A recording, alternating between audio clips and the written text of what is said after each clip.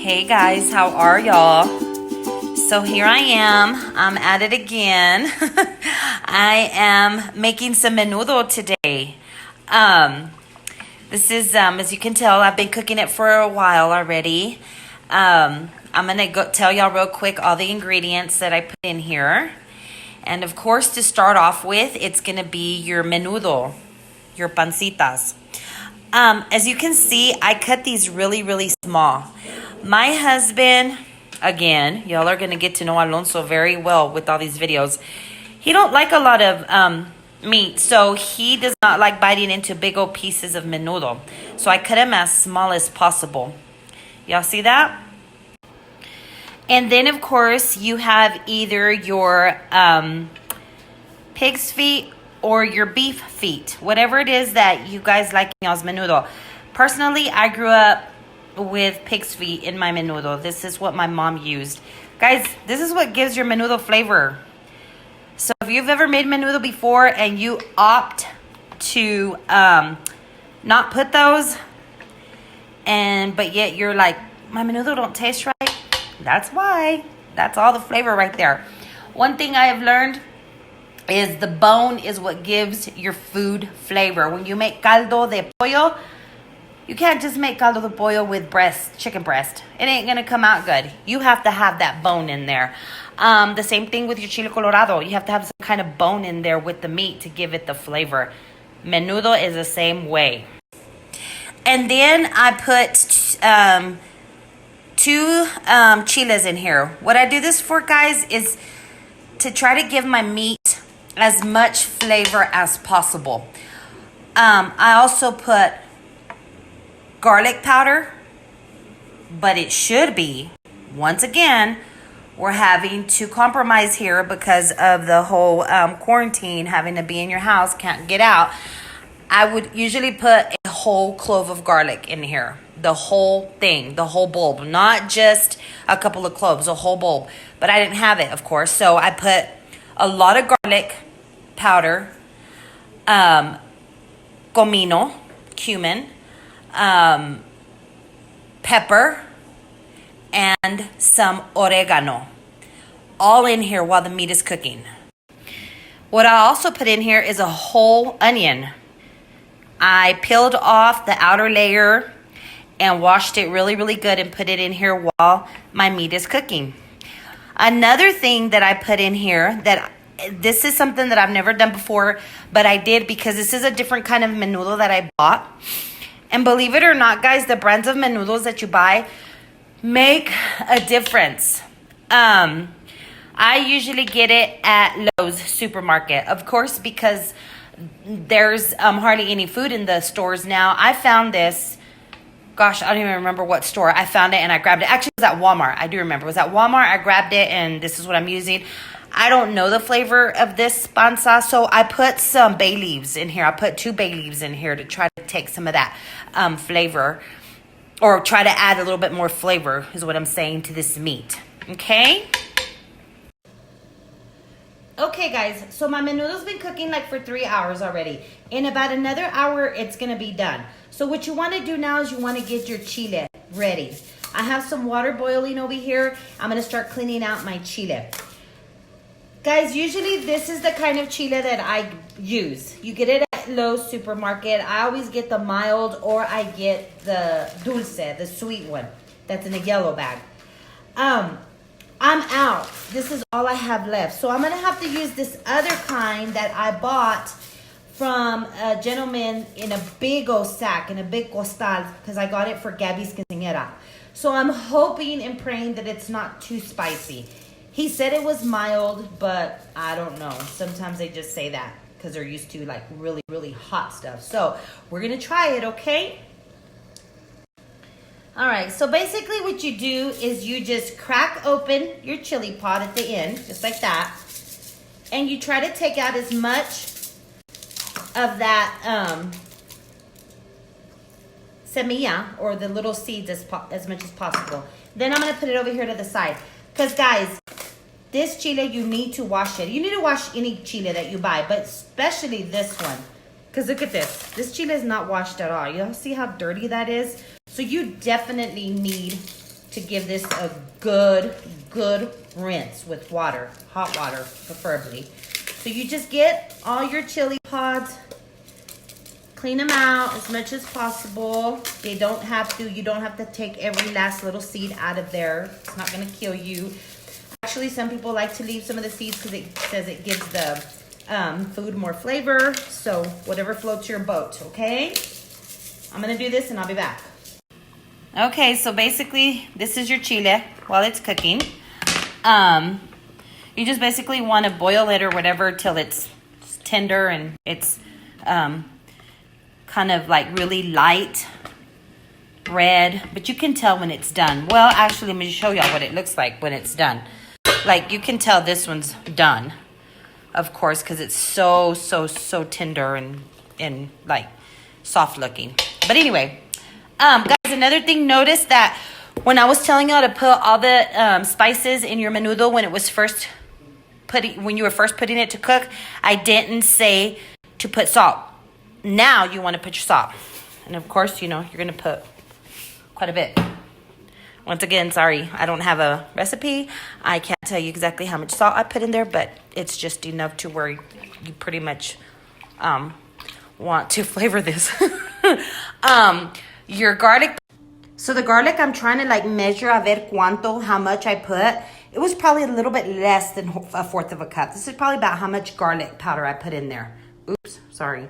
But then again, you've got to taste it and once it's done and see what else it needs. So I might end up putting more, but for sure it was about this much that I put while it was cooking. As soon as it started cooking, I added this, okay?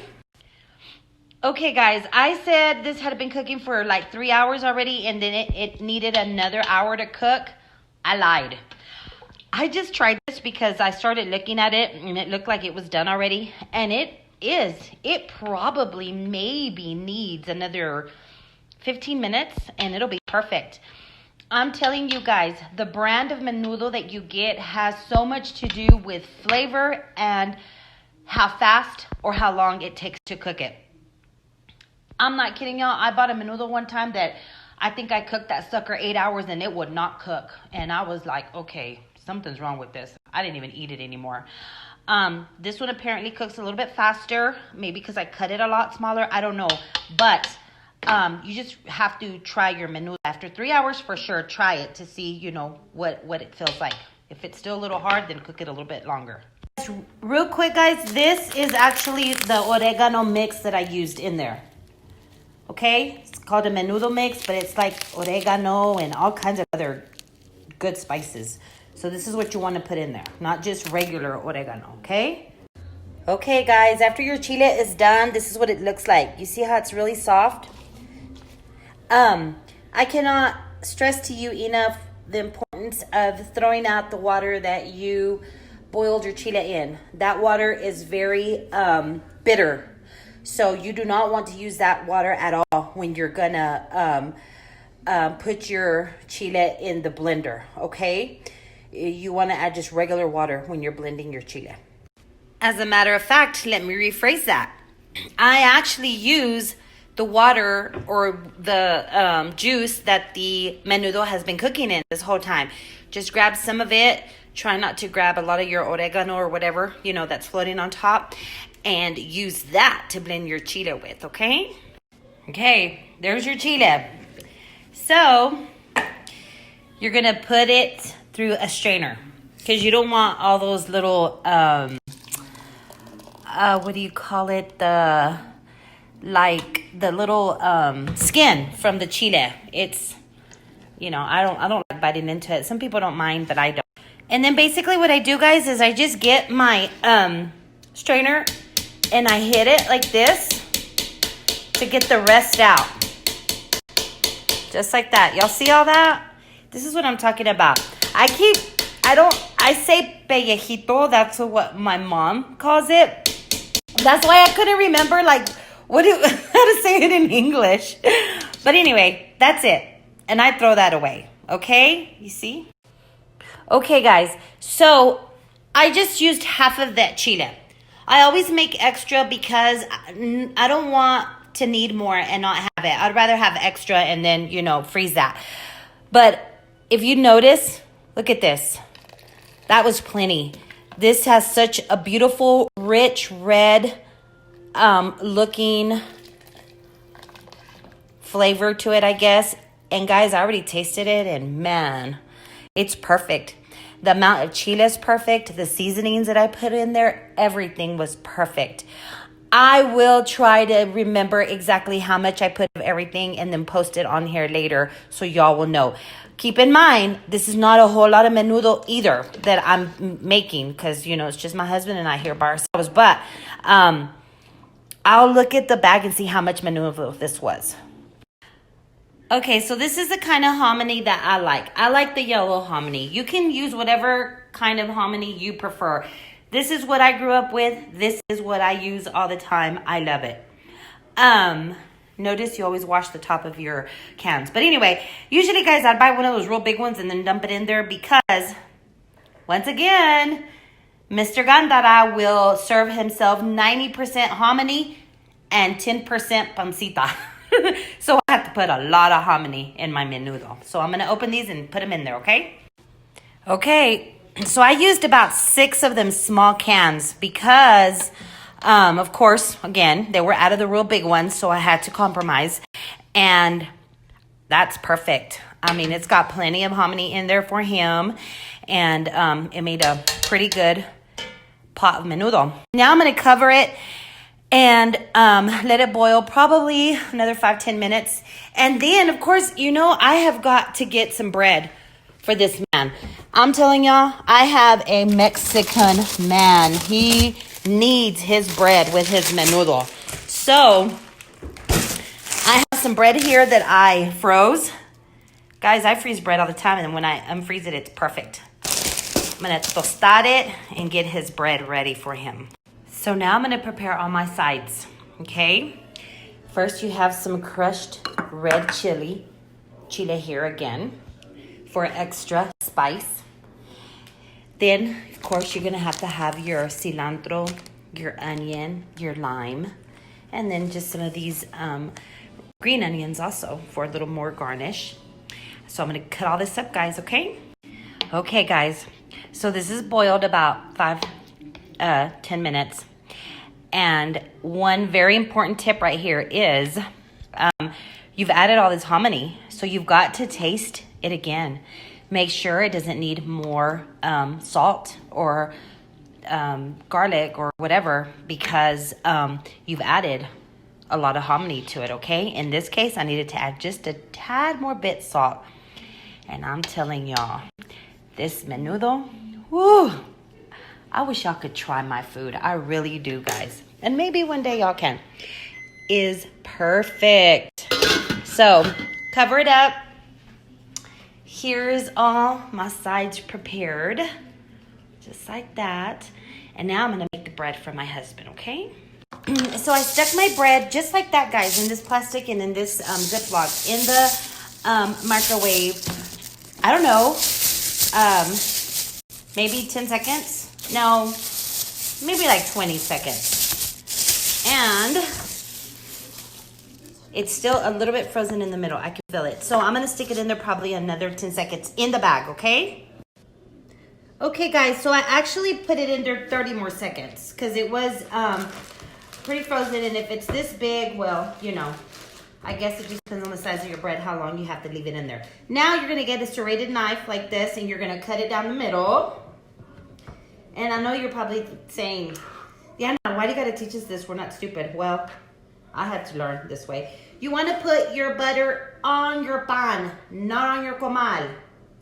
Big difference. Because if not, your bread will burn, and then it'll turn your butter will burn, and it'll turn your bread black. You see? Kind of still burned just a little bit at the edges, but that's because the comal was pretty hot. But look, it's going to toast your bread perfectly. And it's going to give it that delicious buttery flavor. While you have it on here, if you want to add a little bit more butter, you can to your bread. I think this has plenty. And that's how you do it, okay, guys? Okay, guys, so I'm done with the bread. And I got my plate prepared here. Let's go ahead and serve this up, okay? I'm gonna serve this with y'all. So we're gonna go ahead and grab, keep in mind, literally I just served this. I'm not kidding y'all. And then I just put it there to the side. Okay, so make sure you get the juices in there, of course, because this is all about the juice in the menudo, the flavoring, and all that great stuff. Just like that, guys. All right. And then I'm going to take it to my plate, okay? So here I have it on my plate, and I'm going to add the little garnishes to it here with you. A little bit of cebollita,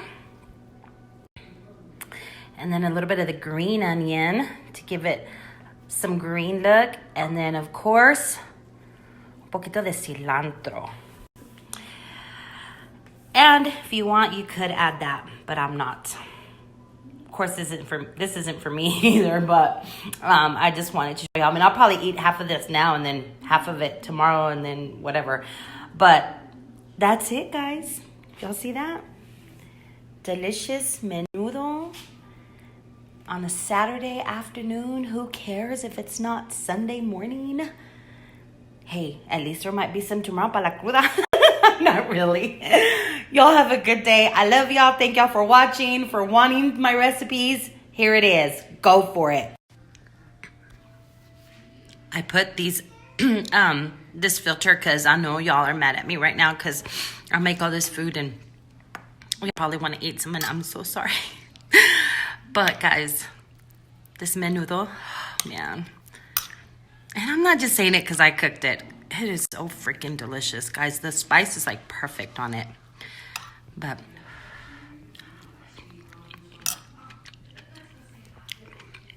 good. Try it.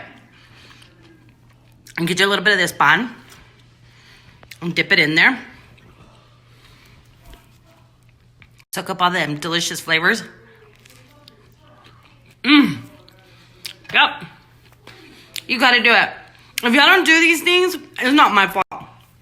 I'm giving all my secrets away. ¿Qué más quieren? Love y'all. Bye.